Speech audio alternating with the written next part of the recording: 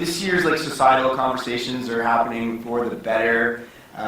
Women are being encouraged to use their voices more. For like online security and even in the field for like the agents or dealing with buyers and sellers, tenants and landlords, do you guys have any experiences on that or any stories you want to share of like security being a woman in real estate? I've had a voice since I was born and I've never been scared to use it. I don't think any of us have to apologize for being women, and we're not inferior, and we're here, and with the rates of divorce, the rates of widowry, women need to get in the forefront of finances, otherwise you're screwed. Because we all need to be wealth builders and forget this gender roles, this gender stereotypes. I know today's society, gender is pretty much being eliminated, which is more reason to be less intimidated. And like for you guys, you might get a call from a tenant and you have to go meet him or potential him, right? It's just an internet lead.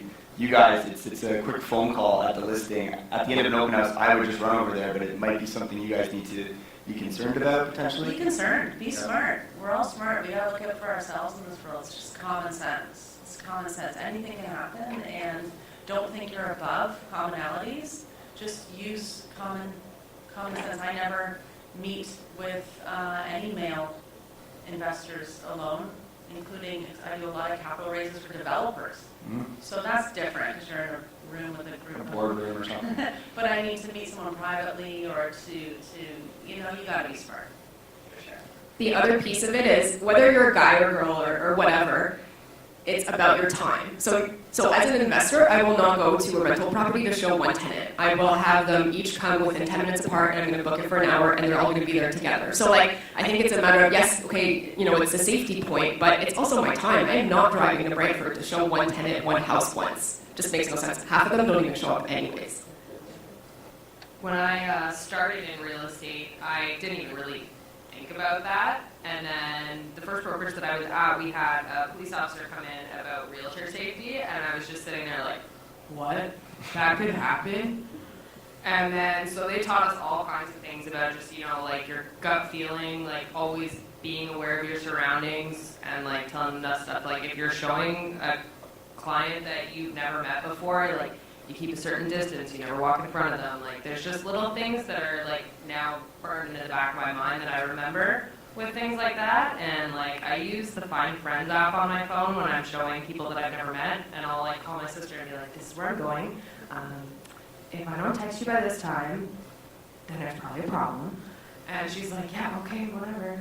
But like it makes me feel a lot safer, and she understands that. So yeah, okay.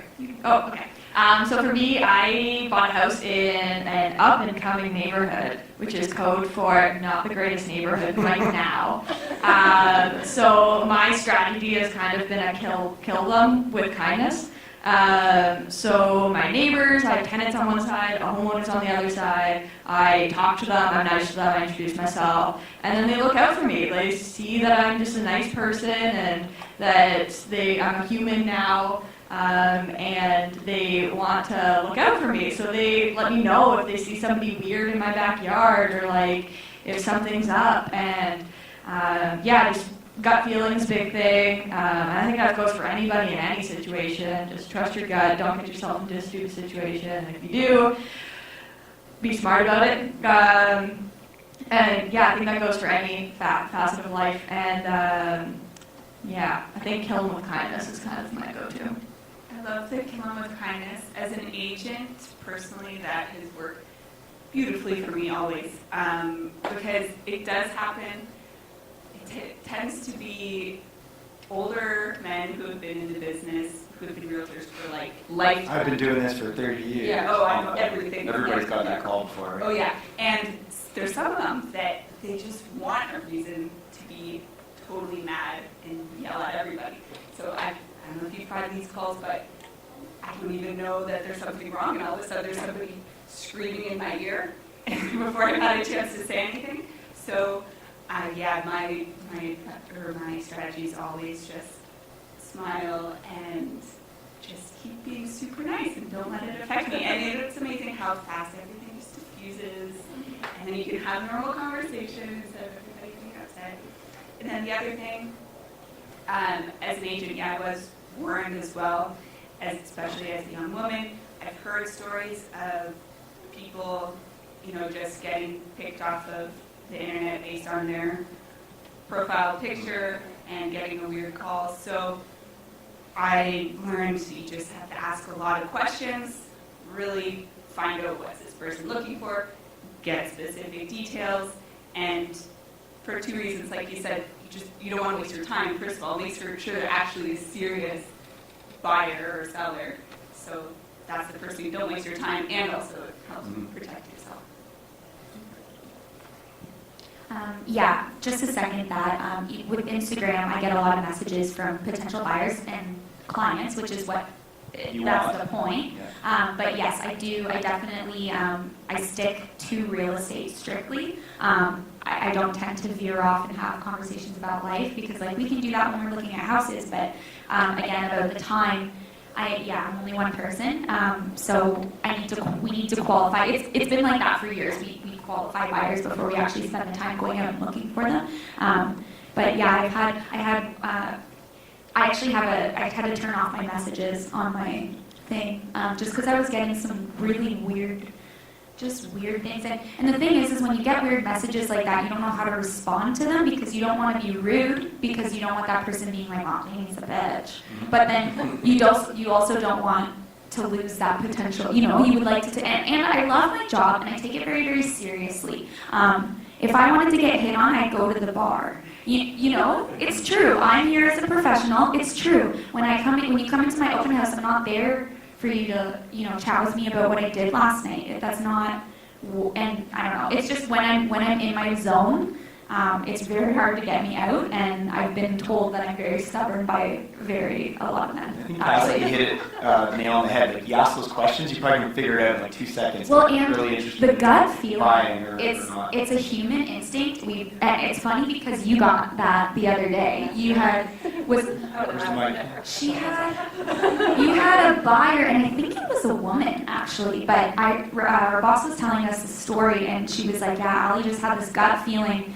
And it's funny because it doesn't matter if it's a scary situation or just you don't even know if this person's even got financing and they're telling you something funny. It's your gut feeling, and as long as you trust that, that's your first human instinct, right? So use it. So definitely on the investment side as well, to kind of go along with what they're saying, gut feeling is everything. And if you're investing by yourself, like I have my partner, which is wonderful, but if you're investing by yourself, there's been quite a few situations with our tenants that I am just so happy to be like, you know what, let's call the police. And John's just like, we don't need the police, whatever, it's not that big a deal. And I'm like, no. I'm sorry, but I'm not putting myself at risk. I don't know what the hell's going to happen. The police are here to serve, as far as I'm concerned. I'm not calling them for no reason. And I just found it, definitely trust your gut. And there's been quite a few of those scenarios. Cops were called, everything was fine. And then after, John's like, you know what, that was the right call. So just never put yourself in stupid situations. Just always prepare. Last night, for example, this happens regularly. If you're a realtor, your number's out there. I didn't put my picture on my sign for a reason, because if your picture's on your sign and someone's walking by, they're like, oh, let's call this girl up and flirt with her or say something weird. So I got a call from a new client. Yay! He wants to buy a house with his family. Sounds like a normal guy. 10:30 p.m. he starts texting me personal information about himself. Oh, that sucks, I guess. I didn't just get a new client. But yeah, you have to have a little bit of communication back and forth with them before you meet. And then if they start asking you what kind of food you like to eat, asking you personal questions, chatting you up at 10:30 p.m., yeah, probably not worth going to meet up with. Or I'm going to say, hey, Jeff, you have to come with me. No, I went to a property with you before because you were a little concerned, right? So. Yeah, he did. And Jeff grilled him. And the guy I was started asking him real estate questions. Yeah, normally he tried to hang out and drag it out, and Jeff started grilling him. Oh, someone had to go all of a sudden. Yeah, they were all hurried that day. And things weren't adding up. And I had the gut feeling. I'm like, okay, well. He was just a time waster. Yeah. Jeff, you want to come? As soon as Jeff showed up with me, he wasn't bugging me. He didn't want to set up meetings anymore, because I was just going to bring Jeff with me every time, and wasn't really anywhere he could go with it, right? So, but he's just. Yeah, I find too, I've had different occasions where people will message me at 11 o'clock at night saying, so I think I want to buy my first house. Oh, really? What area would you like to live in? I don't know. Okay, what's your budget? I don't know. Have you gotten a mortgage approval yet? No. Okay, well, call me when you did. Like, and then, like, the next couple weeks later, they'll message you again. Get a hold of that mortgage broker yet? No. Okay. Well, if you need some contacts, let me know. We'll talk later. You got a question? Yeah, can I just ask you guys a question? It's this great perspective of you guys speaking from the other gender. I didn't see that you guys are facing a lot of challenges from the opposite sex when you're showing houses especially. So I'm just wondering if you're going to, maybe if you wear a ring and show them, does that have an effect? I have a ring. And it's flashy, and it doesn't work. It still doesn't work? No, not necessarily always, but sometimes. And I think also just dressing a certain way. Like, if you're going to be on social media and you're going to be looking for attention with really low-cut tops, I'm not saying you can't do that, dress however you want, but you have to always be aware of the attention you're attracting. So if you want to get lots of followers by having that sexy kind of Instagram page, then you're likely going to get a lot of guys who are seeing that as an opportunity that maybe they have a chance. So you do maybe wear, higher neck shirts or longer skirts because you don't want to ever give that impression to anybody because it just helps, it just saves you frustration and people wasting your time, I guess. I just have one thing to add on that. Back when I was in university and went to bars, I would wear a ring just to, make my night go a little smoother. But now I don't really like the idea at all in the way that society's going, because I don't like the fact that I'm attached to another man be the reason why I'm not interested. The reason I'm not interested is because I'm not interested. Get off. So that's kind of my take. I've kind of turned around on that I don't want to say that I have a boyfriend for you to step back. I don't need to have somebody else own me for you to be like, oh, I'll back off now. So I just if anybody tried I didn't have any issues at my tenant showings, but other areas of life, if that comes up, I just change the topic. You don't encourage anything. You kind of just avoid it, or just straight up be like, I'm not interested in you, dude. If they don't get the more subtle hints, and that's my whole opinion on that. Yeah, we need to realize this really is a safety issue because a normal guy who just likes chicks is not going to go to a realtor sign and phone them or book a fake showing. That's mental illness. And these people, I don't think they care less what you're wearing, if you're married, if whatever it is. This is dealing with irrational people. So it really, really is a safety concern. We get a lot of them on social media. You have to be really careful who you add. At the same time, you want to build your network.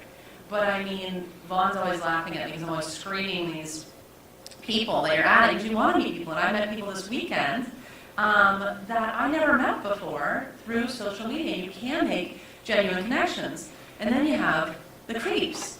So I squash it. As soon as someone's like, you're beautiful, I'm like, defriend. Right away. It's just, you don't need it. Or if someone's like, hi, what you want?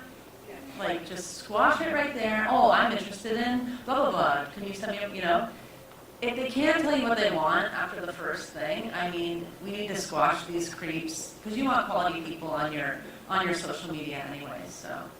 Yeah, I would say I'm pretty much the same way. I'm really blunt when somebody sends me a message and they don't tell me exactly what they're looking for. I'll ask them a few questions, and if they're still kind of, back and forth, I'm like, okay, I like to waste my time.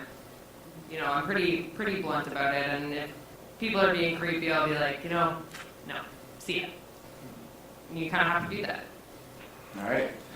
I hope this was very unique to you guys, hearing all their talks here. And we're going to be, let's give them a round of applause here. We're going to be breaking for lunch. Unless you guys have one final thing you want to say? Yeah, I said we should take a selfie. Yeah, let's do a selfie.